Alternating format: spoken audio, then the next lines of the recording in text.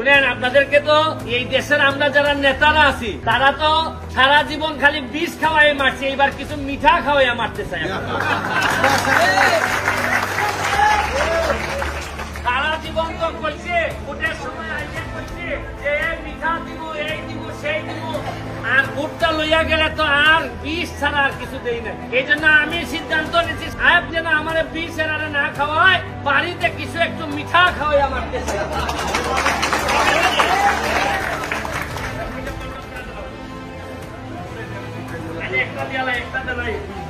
বছর আগে আমার মাথায় কিছু চুল ছিল, এখন তো পইয়া গেছে। 7 বছর আগে আপনাদের মাঠে আমি ফুটবল খেলতে আইছিলাম, তখন আমার লোকজন বলছিল যে এই যে স্কুলে যাইতে ওই যে সিনাই বিলের ব্রিজটা বেলে নাই, মানুষের ছেলে মেয়েদের কষ্ট হয়, তা আমি একটা কাঠের ব্রিজ বানাইছিলাম এখানে।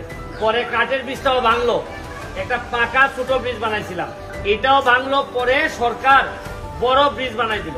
এই লেগে আমার লাল চাঁদের সাথে আমার একটা সম্পর্ক।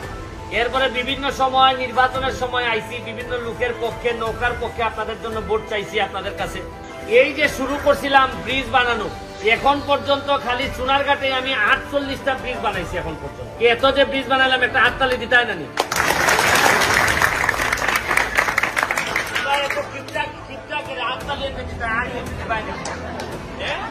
মনে করছো যে হাততালি দিলে কি আমি চেকা পাই বলি?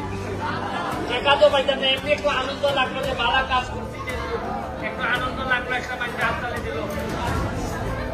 তবে এখন আইছিলাম ওই যে দেওয়াতলিতে চারা দিতে আইছিলাম, চারা পাঞ্চরি আশ্রয়ন চারা দিতে গিয়া দেখলাম যে মানুষের টাইনা হেসাইয়া সব চারা লইয়া গেছে। আমি কইছিলাম যে ভাই একটা করে নেও, কিতাব এটা একটা করে নিতাম, তাড়াতাড়ি দিয়ে উড়াইয়া লইয়া গেছে, সব মারামারি করে লইয়া গেছে। তা আমি আপনারা জিগাইতে পারেন যে ব্যারিস্টার তুমি চারা কেড়ে আনছো, চারা কেড়ে আনছি, আগে জিগাইতে হইবা না। এইটা হইলে আম গাছের চারা, এইটার দাম সোনারঘাট থেকে যদি কিনেন বাজার থেকে, তাহলে 250 থেকে 300 টাকা দাম একটা চারার দাম। আমি এইটারে আনছি বগুড়া থেকে, মানে এখান থেকে আরো 500 মাইল দূর থেকে ট্রাকে করে আনছি। আমার লাখ লাখ টাকা গেছে। আমি 30,000 আমের চারা বিভিন্ন জায়গায় দিছি। এখন বলতে পারেন যে তুমি কি চাও, তুমি যে আমরা চারা দেও বা সারা সোনারঘাটে যে চারা দিতেছ, কি চাও? তুমি কি ভোট চাওনি? কারণ ইলেকশনই তো নাইতে ভোট দিতে কেমনে? আর এখানে তো চেয়ারম্যানও না, মেম্বারও না। কিন্তু আমার একটা কাম হয়েছে যে আমার খেয়াল করে দেখছি যে সৃষ্টিকর্তা আমারে অনেক টাকা দিছে, আমার পকেটের টাকা আছে, কারণ আমি তো ব্যারিস্টার, আমার অনেক টাকা রুজি হয়। তা আমার সামনে পথ ছিল যে সব টাকা রুজি করে আমি বিদেশ চলে যাবো, কিন্তু আমার জানে এটা দেয় না।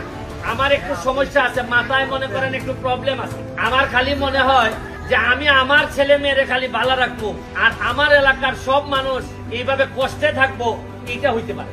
এই জন্য যা টাকা আমি রুজি করি, আপনারা যেভাবে বাগান থেকে রুজি করেন, আমি ঢাকার থেকে রুজি করি, ওইটা সব টাকা শুক্র শনিবার বন্ধের দিন আমার এলাকায় এনে খরচ করি। আমার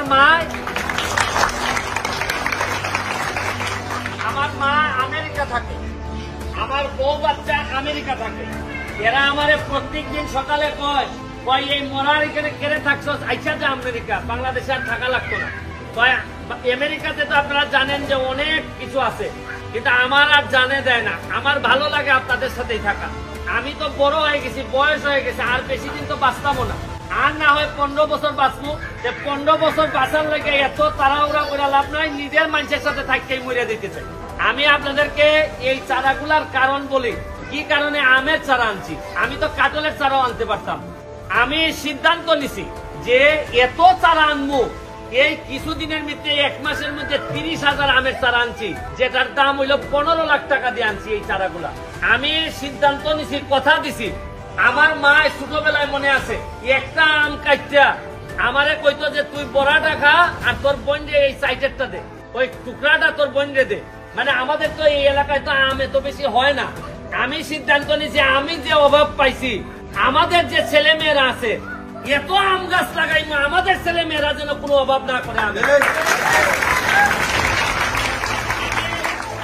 কথা দিছি যে আমের রাজধানী বানাইবো সোনারঘাটে। সোনারঘাট থেকে আম আমরা বেচবো। চা যদি আমরা চা পাতা যদি আমরা বেচতে পারি, চা থেকে যদি আমরা চা পাতা বেচতে পারি, তাহলে ঘরে ঘরে যদি 5টা 7টা আম গাছ থাকে, আমরা যত্ন করলে আম বেচতে পারতাম না আমরা?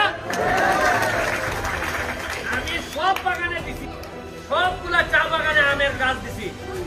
আমি আপনাদের এখানে মনে কত 400 চারা দিলাম। আপনাদের কাছে আমার একটা বড় জুড়ে আমার একটা প্রার্থনা, এটা আমার বড় কষ্টের টাকা দিয়ে আমি কিনে আনছি। আমি এই চারার বিনিময়ে আপনাদের কাছে কিচ্ছু চাই না, শুধু একটা জিনিসই চাই যে মনে করেন আমার একটা ছেলে মেয়েরে আপনার বাড়িতে রেখে গেছি, এইটারে যত্ন করবেন, আল্লাহর রাস্তায় মাইরেন না। এটারে আপনারা একটু কথা দেন, যত্ন করবেন তো এটারে। আপনাদের গাছে যদি আম ধরে আমি কোনোদিন আইসা আম খাইতে আসবো না, আমি বলবো না যে আমার অর্ধেক আম দেয়া দাও, আপনার তো আপনার ছেলে মেয়েরাই খাবে। কিন্তু আপনাদের কাছে আমার সৃষ্টিকর্তার মানে বলতেছি, আপনারা চারাগুলারে মরতে দিয়েন না।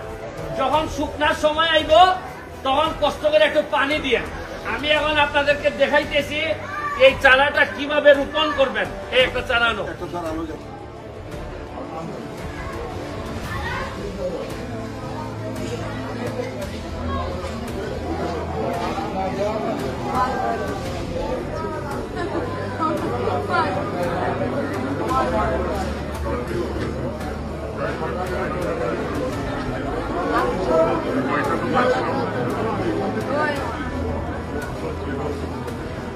এই যে দেখেন চারাটা, কিছু কিছু চারা আছে এখনই আম ধরে গেছে, আমাদের এখানে আছে।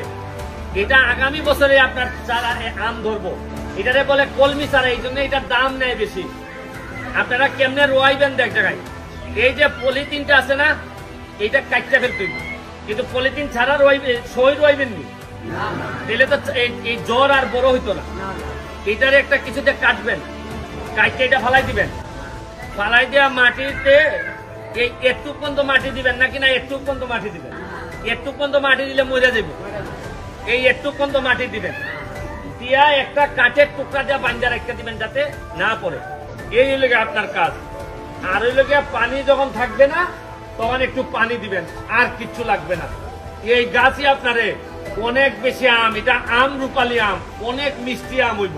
শুনেন, আপনাদেরকে তো এই দেশের আমরা যারা নেতারা আছি তারা তো সারা জীবন খালি বিষ খাওয়াই মারছে, এইবার কিছু মিঠা খাওয়াইয়া মারতে চাই। সারা জীবন তো কইছে, ভোটের সময় আইলে কইছে যে মিঠা দিব, এই দিব, সেই দিব, আর ভোটটা লইয়া গেলে তো আর বিষ ছাড়া আর কিছু দেই না।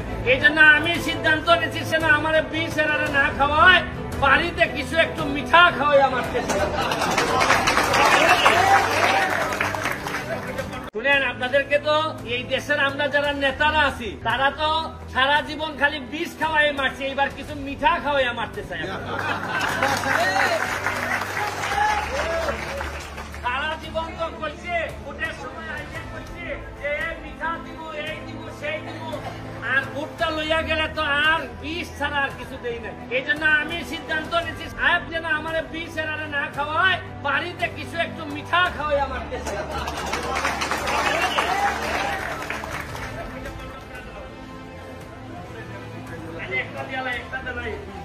বছর আগে আমার মাথায় কিছু চুল ছিল, এখন তো পইয়া গেছে। 7 বছর আগে আপনাদের মাঠে আমি ফুটবল খেলতে আইছিলাম, তখন আমার লোকজন বলছিল যে এই যে স্কুলে যাইতে ওই যে সিনাই বিলের ব্রিজটা বেলে নাই, মানুষের ছেলে মেয়েদের কষ্ট হয়, তা আমি একটা কাঠের ব্রিজ বানাইছিলাম এখানে। পরে কাঠের ব্রিজটাও ভাঙলো, একটা পাকা ছোট ব্রিজ বানাইছিলাম, এটাও ভাঙলো। পরে সরকার বড় ব্রিজ বানাই দিল। এই লেগে আমার লাল চাঁদের সাথে আমার একটা সম্পর্ক। এরপরে বিভিন্ন সময় নির্বাচনের সময় আইসি, বিভিন্ন লোকের পক্ষে, নৌকার পক্ষে আপনাদের জন্য ভোট চাইছি আপনাদের কাছে। এই যে শুরু করছিলাম ব্রিজ বানানো, এখন পর্যন্ত খালি চুনারঘাটে আমি 48টা ব্রিজ বানাইছি এখন পর্যন্ত। এত যে ব্রিজ বানালাম, একটা হাততালি দিতে হয় না নি?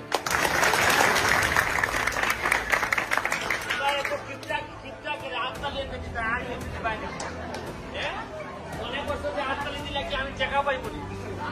টাকা তো পাইতাম না, এমনি একটু আনন্দ লাগলো যে ভালো কাজ করছি, একটু আনন্দ লাগলো, একটা মানুষ হাততালি দিল। তবে এখন আইছিলাম ওই যে দেওয়াতলিতে চারা দিতে আইছিলাম, চারা পাঞ্চরি আশ্রয়ন চারা দিতে গিয়া দেখলাম যে মানুষের টাইম না হেসাইয়া সব চারা লইয়া গেছে। আমি কইছিলাম যে ভাই একটা করে নেও, ভাই কিতাব এটা একটা করে নিতাম তাড়াতাড়ি দিয়ে উড়াইয়া লইয়া গেছে সব মারামারি করে লইয়া গেছে। তা আমি আপনারা জিগাইতে পারেন যে ব্যারিস্টার তুমি চারা কেড়ে আনছো, চারা কেড়ে আনছি আগে জিগাইতে হইবা না। এইটা হইলে আম গাছের চারা, এইটার দাম সোনারঘাট থেকে যদি কিনেন বাজার থেকে তাহলে 250 থেকে 300 টাকা দাম একটা চারার দাম। আমি এইটারে আনছি বগুড়া থেকে, মানে এখান থেকে আরো 500 মাইল দূর থেকে ট্রাকে করে আনছি। আমার লাখ লাখ টাকা গেছে। আমি 30,000 আমের চারা বিভিন্ন জায়গায় দিছি। এখন বলতে পারেন যে তুমি কি চাও, তুমি যে আমরা চারা দেও বা সারা সোনারঘাটে যে চারা দিতেছ কি চাও, তুমি কি ভোট চাওনি? কারণ ইলেকশনই তো নাইতে ভোট দিতে কেমনে? আর এখানে তো চেয়ারম্যানও না মেম্বারও না। কিন্তু আমার একটা কাম হয়েছে যে আমার খেয়াল করে দেখছি যে সৃষ্টিকর্তা আমারে অনেক টাকা দিছে, আমার পকেটে টাকা আছে, কারণ আমি তো ব্যারিস্টার, আমার অনেক টাকা রুজি হয়। তা আমার সামনে পথ ছিল যে সব টাকা রুজি করে আমি বিদেশ চলে যাব, কিন্তু আমার জানে এটা দেয় না। আমার একটু সমস্যা আছে, মাথায় মনে করেন একটু প্রবলেম আছে। আমার খালি মনে হয় যে আমি আমার ছেলে মেয়েরে খালি ভালো রাখবো আর আমার এলাকার সব মানুষ এইভাবে কষ্টে থাকবো, এটা হইতে পারে। এই জন্য যা টাকা আমি রুজি করি, আপনারা যেভাবে বাগান থেকে রুজি করেন, আমি ঢাকার থেকে রুজি করি, ওইটা সব টাকা শুক্র শনিবার বন্ধের দিন আমার এলাকায় এনে খরচ করি। আমার মা আমেরিকা থাকে, আমার বউ বাচ্চা আমেরিকা থাকে। এরা আমারে প্রত্যেক দিন সকালে কয় এই মরার এখানে কেড়ে থাকছো, আইসা যে আমেরিকা, বাংলাদেশে আর থাকা লাগতো না। আমেরিকাতে তো আপনারা জানেন যে অনেক কিছু আছে, কিন্তু আমার আর জানে দেয় না। আমার ভালো লাগে আপনাদের সাথেই থাকা। আমি তো বড় হয়ে গেছি, বয়স হয়ে গেছে, আর বেশি দিন তো বাঁচতামও না। আর না হয় 15 বছর বাঁচবো। 15 বছর বাঁচার লাগে এত তাড়াহুড়া করে লাভ নাই, নিজের মানুষের সাথে থাকতেই মরে দিতে চাই। আমি আপনাদেরকে এই চারাগুলার কারণ বলি, কি কারণে আমের চারা আনছি। আমি তো কাটলের চারাও আনতে পারতাম। আমি সিদ্ধান্ত নিছি যে এত চারা আনবো, এই কিছুদিনের মধ্যে 1 মাসের মধ্যে 30,000 আমের চারা আনছি, যেটার দাম হইল 15 লাখ টাকা দিয়ে আনছি এই চারাগুলা। আমি সিদ্ধান্ত নিছি, কথা দিছি। আমার মা ছোটবেলায় মনে আছে, একটা আম কাটটা আমারে কইতো যে তুই বড়াটা খা আর তোর বোন এই সাইডেরটা দে, ওই টুকরাটা তোর বোন দে। মানে আমাদের তো এই এলাকায় তো আম এত বেশি হয় না। আমি সিদ্ধান্ত নিছি, আমি যে অভাব পাইছি, আমাদের যে ছেলে মেয়েরা আছে এত আম গাছ লাগাই, আমাদের ছেলে মেয়েরা যেন কোনো অভাব না করে। আমি কথা দিছি যে আমের রাজধানী বানাই সোনারঘাট থেকে আম আমরা বেচবো। চা যদি আমরা চা পাতা যদি আমরা বেচতে পারি, চা থেকে যদি আমরা চা পাতা বেচতে পারি, তাহলে ঘরে ঘরে যদি 5টা 7টা আম গাছ থাকে, আমরা যত্ন করলে আম বেচতে পারতাম না। আমি সব বাগানে দিছি, সবগুলা চা বাগানে আমের গাছ দিছি। আমি আপনাদের এখানে মনে কত 400 চারা দিলাম। আপনাদের কাছে আমার একটা বড় জুড়ে আমার একটা প্রার্থনা, এটা আমার বড় কষ্টের টাকা দিয়ে আমি কিনে আনছি। আমি এই চারার বিনিময়ে আপনাদের কাছে কিচ্ছু চাই না, শুধু একটা জিনিসই চাই যে মনে করেন আমার একটা ছেলে মেয়েরে আপনার বাড়িতে রেখে গেছি, এইটারে যত্ন করবেন, আল্লাহর হস্তে মাইরেন না। এটারে আপনারা একটু কথা দেন, যত্ন করবেন তো এটারে। আপনাদের গাছে যদি আম ধরে, আমি কোনোদিন আইসা আম খাইতে আসবো না। আমি বলবো না যে আমারে অর্ধেক আম দেয়া দাও, আপনারটা আপনার ছেলে মেয়েরাই খাবে। কিন্তু আপনাদের কাছে আমার সৃষ্টিকর্তার মানে বলতেছে, আপনারা চারাগুলারে মরতে দিয়েন না। যখন শুকনার সময় আইব তখন কষ্ট করে একটু পানি দিয়ে। আমি এখন আপনাদেরকে দেখাইতেছি এই চারাটা কিভাবে রোপণ করবেন। এই একটা চারা আনো,